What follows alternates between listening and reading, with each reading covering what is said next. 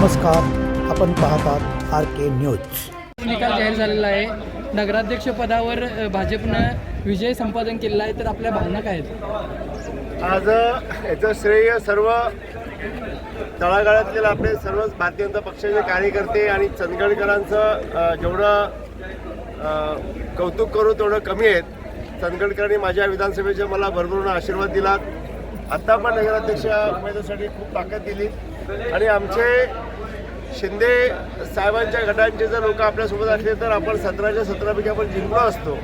खरं ऐन टायमाला त्यांनी युती जाहीर केल्यामुळे आमच्या थोड्या मतांनी फरकाने 5 मतांनी 7 मतांनी 11 मतांनी अशा सीटा गेल्या, तरीसुद्धा 8 आणि 1 9 आणि नगराध्यक्ष 17पैकी 10 नगराध्यक्षाकडे आपण ताकदीने आपल्याला हा आशीर्वाद दिलेला आहे। आणि जिथं आपला पराभव झाला तर आम्ही मान्य करतो आणि पुढील वेळेला आम्ही ताकदीने काम करू।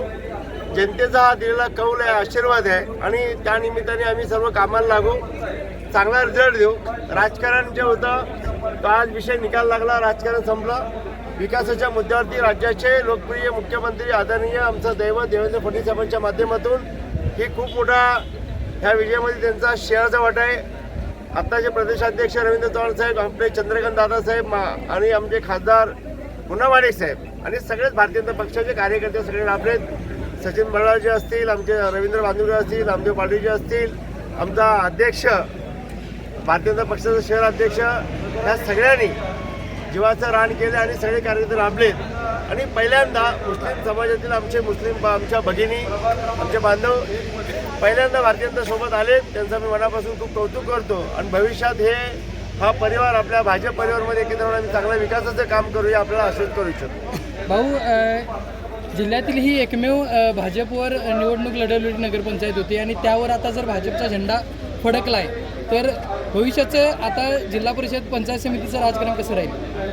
ह्याच्या पुढच्या निवडणुका भारतीय जनता पक्षाच्या चिन्हावरतीच होतील आणि का नसावं। आज भारतीय जनता पक्ष केंद्रामध्ये सत्ता आहे, आज विकास साधतोय। आज आयुष्यमान हॉस्पिटल असेल किंवा हे सर्व मोठमोठे रोड असतील, विकास असतील, ते केंद्राची मदत लागते। आज मोदी सरकार अतिशय चांगलं काम करते। राज्यातली सत्ता भारतीय जनता पक्षाची सत्ता आहे। सक्षम असे मुख्यमंत्री आदरणीय देवेंद्र फडणवीस साहेब, त्यांच्या माध्यमातून सगळ्या निवडणुका भारतीय जनता पक्षाच्या चिन्हावरतीच होतील आणि 100% 9च्या 9 शिल्पी आपण जिंकू हे आश्वस्त करू इच्छितो। आपला विश्वास आहे आणि कामाच्या जीवावर बोलतोय, विकासाच्या जीवावरती बोलतोय। मॉडेल म्हणून चंदगडचा विकास करण्यासाठी तुमचा काय प्रयत्न राहणार आहे? नाही, आता मी जास्त बोलण्यापेक्षा जेव्हा राज्याचे एक प्रमुख आदरणीय देवेंद्र फडणवीस साहेबांची सभा झाली, त्या सभेमधील जिल्ह्याला किंवा महाराष्ट्राला काय निरोप द्यायचा तो निरोप केला। चंदगड मतदारसंघामधील प्रत्येक नागरिकांना, युवांना आज आपल्याला राजकारण बाजूला ठेवून आपण विकासाच्या मुद्द्यावरती सगळ्या निवडणुका महत्त्वाच्या आहेत आणि ही ताकद निर्माण करणं गरजेचं आहे। आणि ताकद कशाला? फक्त विकासाच्या कामासाठी। राजकारण आज झालं, मतदान झालं, डिक्लेअर झालं, रिझल्ट लागला, आम्ही तिथं काही ठिकाणी पराभव झाला तो स्वीकारला आणि त्या पराभवातून काय शिकण्यासारखं आहे ते आम्ही शिकून घेऊ आणि पुढे असं आणि काय चुकीचं होणार नाही याची आम्ही काळजी घेऊ आणि ताकदीने परत आम्ही लढू आणि जिंकू आणि कामाच्या जीवावर जिंकू, विकासाच्या मुद्द्यावर जिंकू। आज नवतरांना खूप मोठी आशा आहेत देवेंद्र फडणवीस साहेबांच्या माध्यमातून। आज रोजगार माझ्या लाडक्या बहिणींना तर आहेच, फक्त महिला वर्गांना खूप मोठी आशा आहेत।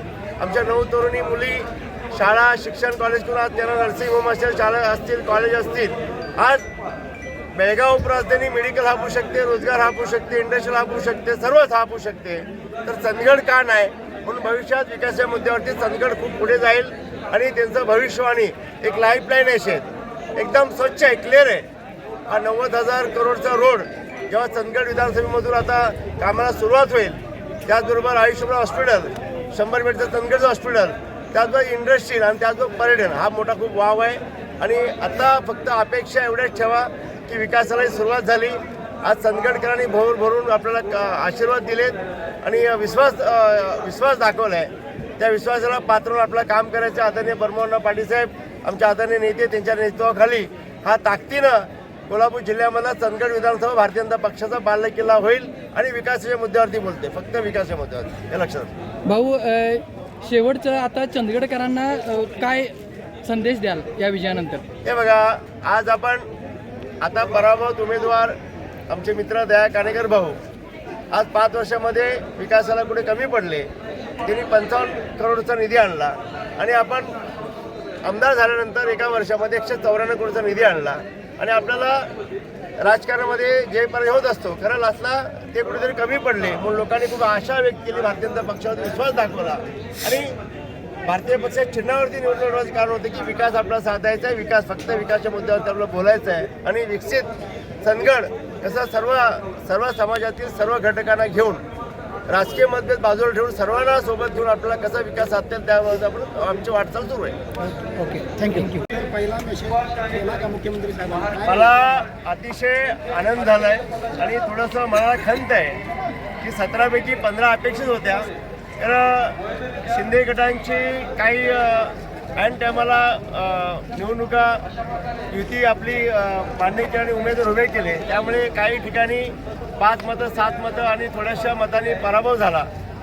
6-7 उमेदवार आमचे पराभव झाले तरीसुद्धा 9 मतं भारतीय जनता पक्षाच्या चिन्हावरती 9 उमेदवार आणि नगराध्यक्ष ताकदीनं असं 212 मतांनी झालं आहे. आणि ह्याचं सर्व श्रेय मी राज्याचे मुख्यमंत्री आदरणीय आमचे नेते आमचं दैवत देवेंद्र फडणवीस साहेबांना देईन की त्यांच्या सभेमुळे एक नवचेतन वातावरण निर्मिती तयार झाली आणि 9 तरुणांना महिला वर्गांना आणि सगळ्याच चंदगड विधानसभेमध्ये सगळ्या क्षेत्रांना एक निरोप गेला, कडक मेसेज गेला की विकासाच्या मुद्द्यावरती निवडणूक झाली आणि चांगल्या लोकांनी प्रतिसाद दिला.